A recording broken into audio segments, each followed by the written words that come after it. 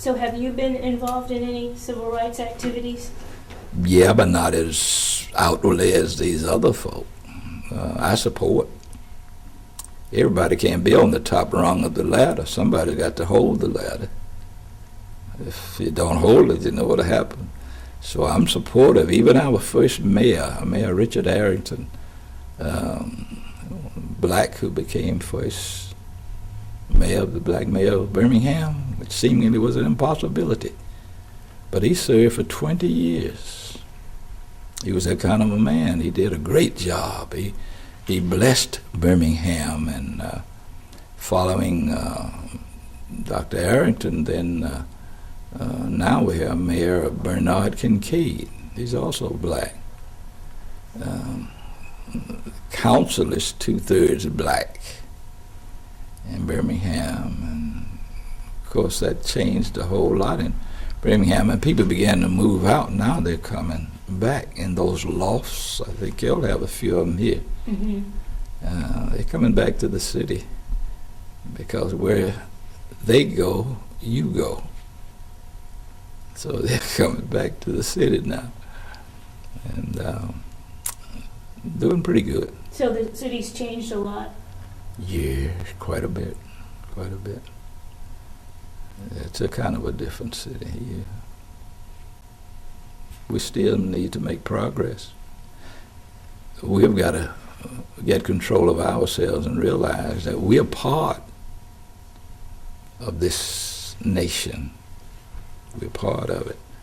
And freedom does not mean that you're free to just do anything. See, my freedom stops where yours began. And with freedom comes responsibility. And if you're free, you got to recognize you're a responsible being. You're to be an asset, not a liability, to make a contribution. And that's what we've got to teach our young people. And we can't look for people to just hand us something. When I started playing baseball, and not one player on the Barons team tried to help me. I had to have the gift and the talent myself. You got to realize that a lot of times that the people who try to help you, you may be taking their job. So they're going to be hesitant about helping you to learn as much as they did. But I learned to observe on the ball field. When I was not pitching, I was sitting right there looking at pitches. Didn't worry about the infield. I would watch certain pitches. And it so happened I wasn't going to any of the Negro League games at that time when I was younger. I would watch the Yankees because, you know, they were well known. And there was one pitcher especially I used to watch when he would pitch, Vic Raschi.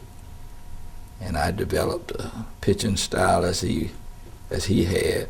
So when I go into Negro League baseball, I would watch pitchers and I would learn from that. Same as in the ministry. I would watch preachers. I would watch my pastor. So when I became a pastor, I was not too far behind doing what was supposed to be done in the church. So you learn by watching. So observing, sure. How do you think a lot of us learn certain trades? Do you go to school for it? You think a guy who can do carpentry or plumbing or something, those fellows who were helpers now own businesses. Why? Because they watch. Everything that person would do, they would watch it. And pretty soon, you know, we're not too ignorant, no way. We can catch hold of anything we want to if we desire. And next thing you know, we're able to do it ourselves. And 2/3 of used to be about people who were able to do carpentry and so forth. They learned from someone else. You didn't have much of that in schools. The same as mechanics, auto mechanics and so forth. And so they learn by observing. I don't know whether you all been to school for this or not, but you may have watched somebody else to learn other techniques and all of that. That's a part of life and living. No one person knows it all. We can always learn from someone else.